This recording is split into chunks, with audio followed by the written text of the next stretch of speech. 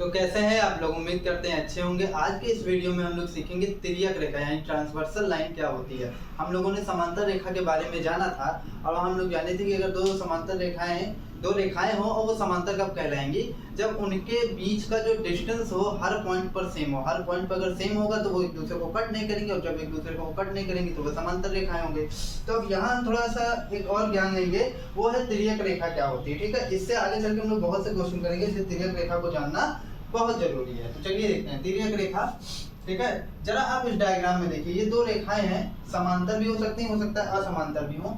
तो इसको एक लाइन एन है, एल और एम दो रेखाएं हैं, इसको एक रेखा P और Q बिंदु पर काट रही है। किस बिंदु पर काट रही है? P और Q। तो हम कह सकते हैं कि ये जो N रेखा है ये L और M को दो भिन्न भिन्न बिंदु यानी P और Q पर काट रही है। इसी तरीके से हम सेकंड पॉइंट में सिमिलरली यही कह सकते हैं कि यही N रेखा L और M दो रेखाएं हैं जो डिफरेंट पोजीशन पर रखे गए, भिन्न स्थिति पर रखे गए। देखिए यहाँ पर समांतर है लेकिन यहाँ समांतर नहीं है, लेकिन यहाँ पर भी N रेखा इन दोनों रेखाओं को, भले वो समांतर हो या ना हो अलग चीज है, लेकिन इन दोनों रेखाओं को वो भिन्न भिन्न बिंदु P और Q पर कट कर रही है।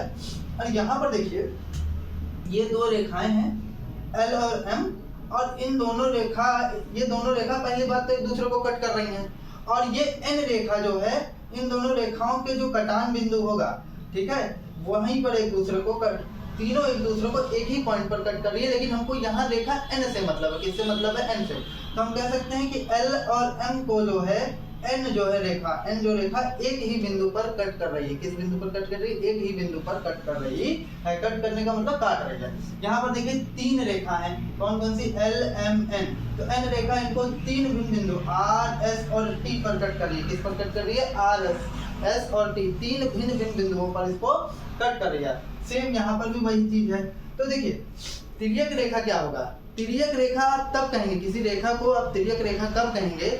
जब अगर आप दो या दो से ज्यादा रेखा ले लें, एक रेखा नहीं, दो या दो से ज्यादा रेखा ले लें और उन दो रेखाओं को कोई अन्य रेखा भिन्न भिन्न बिंदुओं पर, एक ही बिंदु पर नहीं, तो भिन्न भिन्न बिंदुओं पर काटे तो वो तिर्यक रेखा होगी। क्या होगी? तिर्यक रेखा। जैसे यहाँ पर देखिए ये N को आप देख सकते हैं P और Q दो अन्य रेखा यानी L और M को N जो रेखा भिन्न भिन्न बिंदुओं पर काट रही है, तो ये N रेखा को हम लोग तिर्यक रेखा कह सकते हैं। क्या है? तिर्यक रेखा है। क्या है? तिर्यक रेखा है। इसी तरीके से आप यहाँ पर भी देखिए कि P और Q, L और M को दो भिन्न भिन्न बिंदुओं पर काट रही है, तो यहाँ पर भी N क्या है? तिर्यक रेखा का ही काम करेगा। मतलब अगर उसको तिर्यक रेखा कहलाना है भैया, तो उसको जो है भिन्न भिन्न बिंदु यानी अलग अलग बिंदु पर काटना चाहिए। दो रेखा या दो से ज्यादा भी हो सकती हैं, लेकिन इस केस में क्या आप इसको तिर्यक रेखा कह सकते हैं? नहीं। क्यों नहीं कह सकते? क्योंकि L और M को एक ही बिंदु, एक ही कॉमन पॉइंट P पर काट रही है, जबकि तिर्यक रेखा क्या होता है? तिर्यक रेखा जो होता है दो भिन्न भिन्न बिंदुओं पर कट करती है, दो भिन्न भिन्न बिंदुओं पर कट करती है। ठीक सिमिलरली यहाँ पर देखिए N को आप तिर्यक रेखा कह सकते हैं, तो आपको कम से कम ये कंडीशन होनी चाहिए कि दो भिन्न भिन्न बिंदु, तीन भी हो सकते हैं, चार भी हो सकते हैं। तो यहाँ पर भी देखिए R S T तीन रेखा को भिन्न भिन्न बिंदुओं पर काट रही है ना, तो ये क्या हो गई? तिर्यक रेखा। तो तिर्यक रेखा आप कभी कहेंगे जब दो या दो से अधिक रेखाएं हो और उनको भिन्न भिन्न बिंदुओं पर एक रेखा कट करती है, तो वो तिर्यक रेखा। सेम यहाँ पर भी वही चीज है।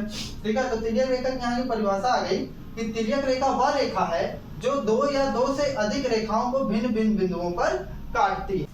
आइए अब बात करते हैं कि जो आपकी रेखा का है उसका अंतः क्षेत्र क्या होता है और बाह्य क्षेत्र क्या होता है। ठीक है, तो जरा समझिए कि आप देखेंगे तो ये जो रेखा है ये तल पर ही तो बनेगी। ये तल है समतल, तो इस तल पर बनेगी, समतल पर। तो आप देखेंगे ये दोनों रेखा इस तल को दो भागों में विभाजित करेंगे। विभाजित करने का मतलब मेरा है कि बांटेंगे, दो भाग में बांटेंगे। कैसे? देखिए पहला भाग, बांटती तो खैर तीन भाग में है, लेकिन हम यहाँ स्पेशली दो की बात करेंगे, और वो जो तीसरा वाला वो बाउंड्री डिसाइड करता है। ठीक है, चलिए समझते हैं कैसे। देखिए सबसे पहला भाग क्या होगा? इन दोनों रेखाओं के मध्य एक तल का भाग है। कुछ भाग इस तल के जो रेखाएं बनी हैं, तो आप दो रेखाएं जब खींचे होंगे तो उस जो तल का कुछ भाग इन दोनों रेखाओं के बीच में आ गया होगा, कुछ भाग जो है इन दोनों रेखाओं के बाहर आ गया होगा, ज्यादातर भाग बाहर आ गया। आप ये भी मान सकते हैं कि ये अनंत है, क्या? अनंत लंबाई का है। ठीक है, ये समतल जो है अनंत लंबाई का। तो कुछ भाग इसका जो है तल दोनों रेखाओं के मध्य में हो गया होगा तल का, कुछ भाग जो है दोनों रेखाओं के बाहर स्थित होगा तल का, और कुछ भाग होगा तल का जिस पर रेखा स्थित होगी, क्योंकि वो भाग ना तो अंता होगा ना बाता होगा। तो थोड़ा समझिए, तो अगर आप कहें कि दोनों रेखाओं के मध्य में जो तल का भाग स्थित होगा वह तल का अंतः क्षेत्र होगा, और दोनों रेखाओं के बाहर जो तल का भाग स्थित होगा वो क्या होगा, उस रेखा का बाह्य क्षेत्र होगा। क्या होगा, बाह्य क्षेत्र। और एक भाग क्या होगा, जिस तल का एक भाग और होगा ना जिस पर रेखा स्थित होगी, तो उससे हमको मतलब नहीं है। फिलहाल हम जानेंगे, अगर आपको इसकी परिभाषा लिखनी है तो आप इसको सीधे लिख सकते हैं कि किसी समतल का